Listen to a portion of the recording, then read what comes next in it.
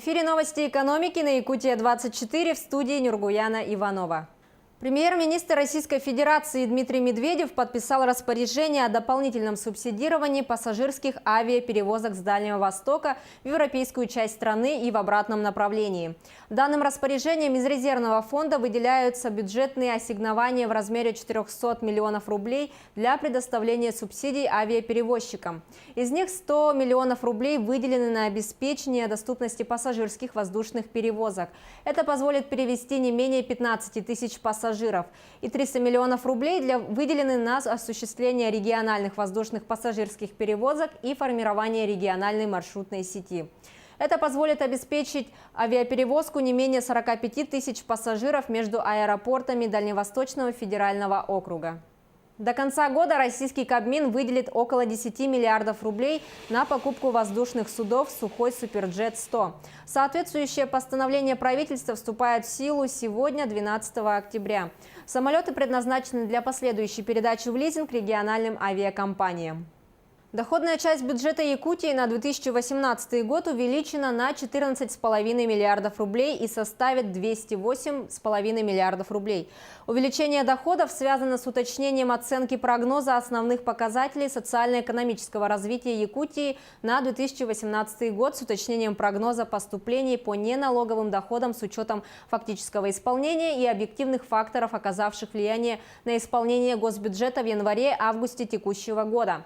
Расходная часть госбюджета также увеличена на 14,5 миллиардов рублей и составит 210 миллиардов рублей. Предусмотрено увеличение расходов дорожного фонда, мероприятия по обеспечению жильем педагогов в сельских и арктических районах республики, создание новых мест в детских садах, создание центров экономического роста, устойчивое развитие сельских территорий, обеспечение жильем инвалидов и ветеранов. 164 миллиона рублей дополнительных госгарантий получит авиакомпания «Полярные авиалинии» на расходы полетной годности судов, аэропортовое обслуживание, выплату лизинговых платежей и приобретение авиационного топлива.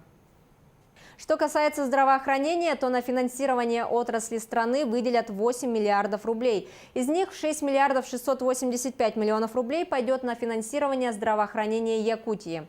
Рост финансирования Якутии в процентном выражении составит 25%. Вопрос ограничения финансирования расходов государственных учреждений здравоохранения был одним из самых острых. Республика каждый год недополучала миллиарды рублей. Я рад за наших медиков и за население, которое будет получать полноценную медицинскую помощь, прокомментировал глава Якутии Айсен Николаев. Якутия выполнила план по заготовке сена на 94%.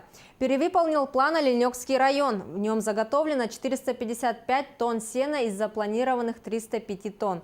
Наибольшее количество сена заготовили в Мегино-Кангаласском районе – 45,5 тысяч тонн. Страховой запас кормов на данный момент составляет 3434 тонны грубых кормов и 500 тонн силоса. Акционерная компания «Железные дороги Якутии» в срок до 28 декабря выполнит все работы по достройке инфраструктуры железнодорожной линии Томмот-Нижний Бестях. На станции Нижний Бестях железнодорожный вокзал полностью достроен и отремонтирован. Ведутся строительные работы по остальным технологическим зданиям и сооружениям для обеспечения перевозок до 2 миллионов тонн в год.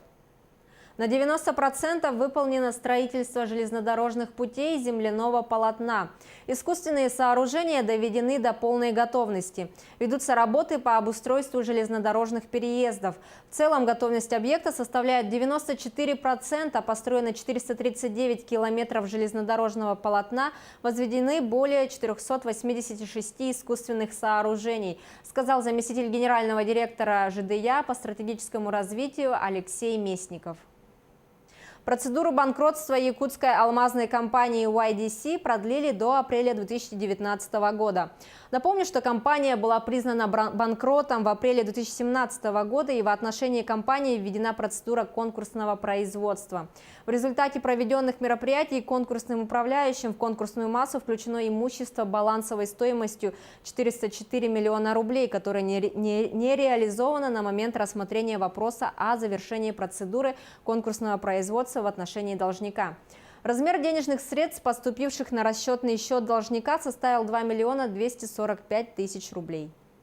Группа компаний Кэшбэри приостановила работу до 1 ноября. Об этом сообщил председатель правления Артур Варданян в своем видеообращении на YouTube-канале. Кэшбэри временно заблокирует ввод и вывод средств, а также внутренние переводы. На сегодняшний день наша компания переживает не очень хорошие времена. Я не люблю обвинять кого-то в собственных неудачах, так как считаю, что мы сами творцы своей судьбы. Но я просто не могу молчать о том беспределе, с которым мы с вами столкнулись. Вы все прекрасно знаете, что 2 недели назад по всем федеральным каналам на нас обрушился шквал грязи и негатива. Десятки репортажей, сотни статей во всех медиаресурсах, сотни заказных роликов на YouTube. Напомню, что в конце сентября Банк России обнаружил в деятельности Кэшбэри признаки финансовой пирамиды. В частности, Кэшбэри строит свою деятельность на принципах сетевого маркетинга. Обещает завышенную доходность, ведет агрессивную рекламу в СМИ и в социальных сетях. Деньги привлекаются и в рублях, и в криптовалюте, но при этом признаки реальной экономической деятельности отсутствуют. Ну а что касается денежной валюты, то по данным Центробанка на 12 октября курс доллара составляет 66 рублей 77 копеек, курс евро 77 рублей 8 копеек. На этом у меня все. Оставайтесь в курсе экономических событий на Якутия 24.